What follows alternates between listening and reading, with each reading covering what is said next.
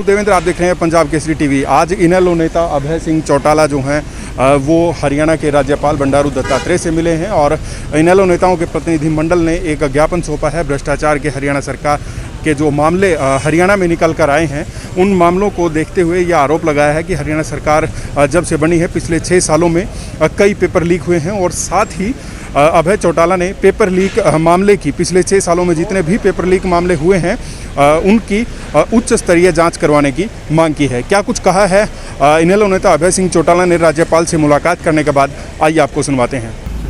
भर्तियां रद्द करने की बजाय जिन लोगों ने पेपर लीक कराए, जिन लोगों ने पेपर आगे बेचने का काम किया, उन लोगों के खिलाफ एक्शन होना चाहिए, उन लोगों के खिलाफ कार्रवाई होनी चाहिए। सरकार उन लोगों के खिलाफ कार्रवाई करने की बजाय, क्योंकि ये वो लोग हैं जिनमें सरकार का संरक्षण मिला हुआ है।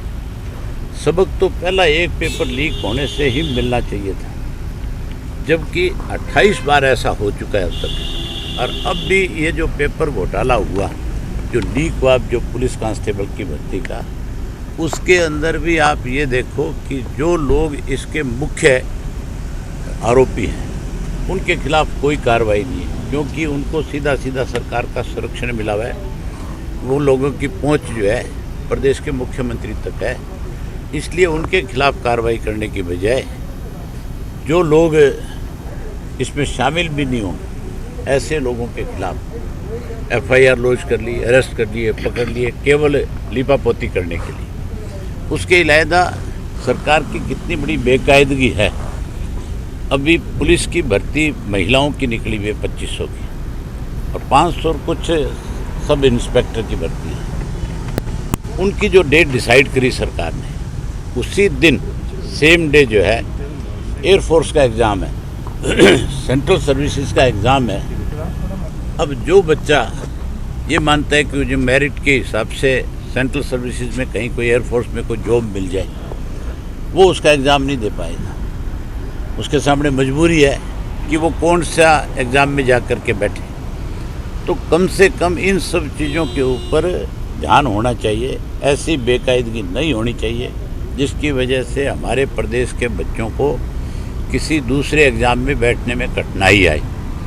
उसकी भी हमने रिक्वेस्ट करी भी, इसको भी आपको तुरंत सरकार को आदेश करके और इसकी डेट चेंज करनी चाहिए, और आइंदा इस चीज़ का ख्याल रखा जाए कि इस तरह से कोई भी एग्ज़ाम जो है किसी दूसरी स्टेट या कोई सेंट्रल सर्विसेज के साथ क्लैश ना करे, ताकि उन बच्चों को कहीं दूसरी जगह अप्लाई करने में, दूसरी जगह एग्ज़ाम देने में दिक्कत ना आए।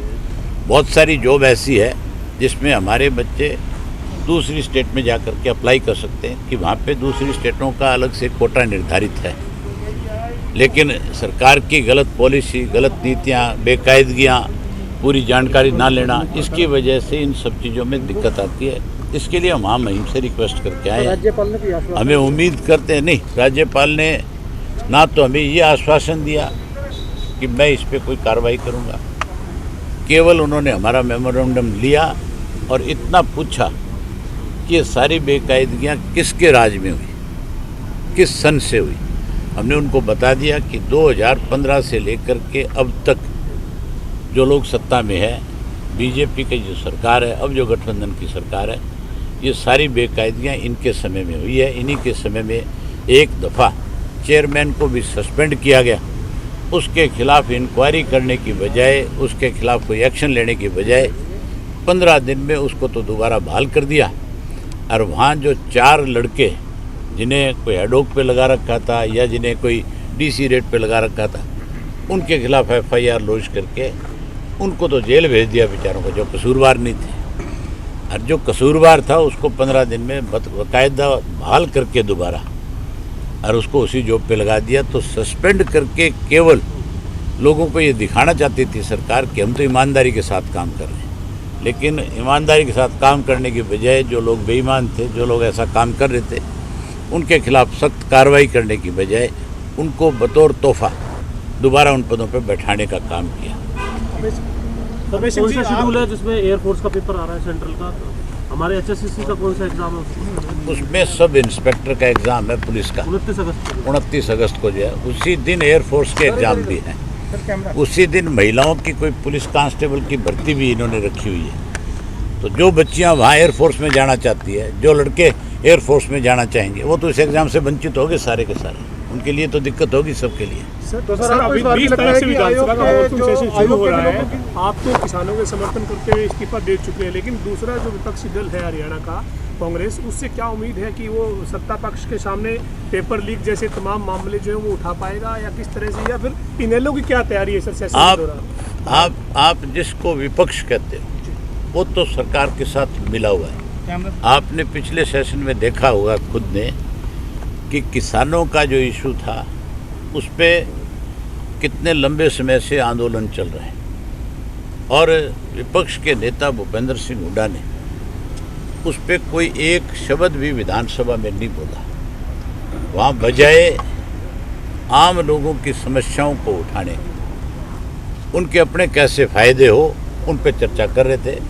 अब भी मुझे ये लगता नहीं है कि कोई जितनी बेकायदियाँ इन 6 महीनों में और हुई है, केवल पेपर लीक का इशू नहीं है, भ्रष्टाचार बहुत बड़ा इशू है। अब तो सरेआम इस बात की चर्चा है कि हर किसी डिपार्टमेंट में 8% कमीशन के बिना कोई भी काम नहीं होता। जब भी किसी को कोई काम मतलब टेंडर होता है, जिस किसी को टेंडर मिलता है उसमें उसके सामने पहली शर्त है कि सत्ता में बैठे लोगों को डिपार्टमेंट के हिसाब से जो मिनिस्टर है उनको 8% पैसा आपको देना होगा। 8% पैसा दोगे तो आप काम कर पाओगे, अदरवाइज नहीं कर पाओगे। इस बात का मुख्यमंत्री को भी अच्छी तरह से जानकारी है। अलग अलग ठेकेदारों ने जाकर के मुख्यमंत्री के सामने ये बात खुल के बताई है कि हमें, आप तो कहते हो कि काम करने में आपको दिक्कत आए तो बताओ। हमारे सामने सबसे बड़ी दिक्कत 8% पैसे की, और वो भी पहले लिया जाता है, एडवांस में लेकर के फिर काम होता है। तो भ्रष्टाचार आज बहुत बड़ा मुद्दा है। कानून व्यवस्था उससे भी बड़ा मुद्दा है आज की डेट के अंदर। लॉ एंड ऑर्डर हमारे प्रदेश में बिल्कुल पूर्ण रूप से ख़त्म हो चुका है।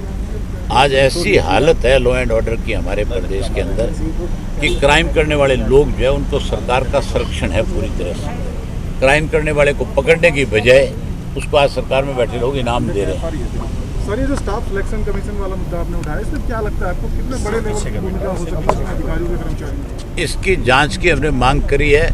इसमें अधिकारी नहीं, इसमें सत्ता में बैठे लोग जो है वो शामिल हैं। भूपेंद्र सिंह हुड्डा के राज के अंदर भी इस किस्म के पेपर लीक होते थे, और उस वक्त बहुत सीधा आरोप लगता था कि भूपेंद्र सिंह हुड्डा के करीबी लोग जो है पेपर लीक कराने का काम करते हैं। उनके खिलाफ भी कार्रवाई नहीं हुई, और आज जो है पिछले 21-28 जो पेपर लीक हुए उनमें भी जो लोग मुजरिम थे, जो लोग इसके लिए दोषी थे, उनके खिलाफ आज तक कार्रवाई नहीं हुई।